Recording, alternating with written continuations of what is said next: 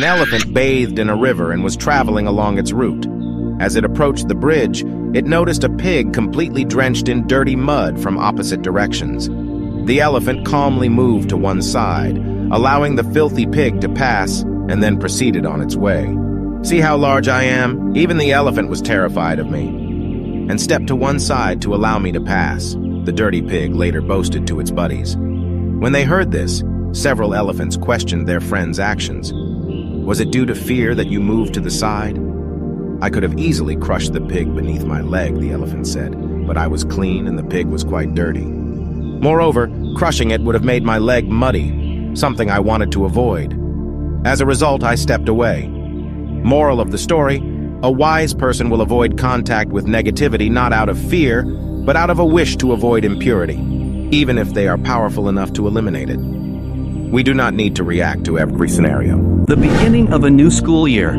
A class teacher stands up in front of her students holding a $100 bill. She tells them, "Put your hands up if you want this money." Every hand in the room goes up, to which the teacher says, "I am going to give this money to someone here. But first, let me do this." She takes the bill and crumples it up in her hands before asking who still wants it. The hands stay up.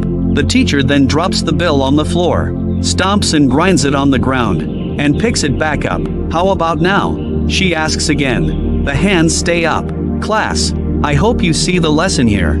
It didn't matter what I did to this money. You still wanted it because its value stayed the same. Even with its creases and dirtiness, it's still worth $100. She continues, "It's the same with us. There will be similar times in your life when you're dropped, bruised and muddied. Yet no matter what happens, you never lose your value. Don't let the challenges alter your feelings of self-worth. You'll always be enough. You have something unique and special to give and offer the world." Someone graduated at the age of 22 but waited 5 years before securing a good job.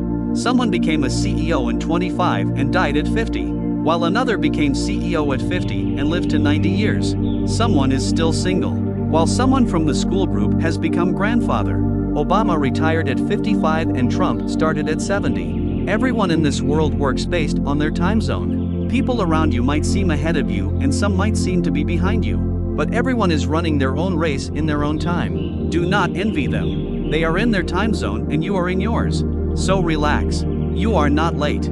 You are not early. You are very much on time. If you're not following me, you're probably never going to see me again. If you're, then congratulations. You're growing every day.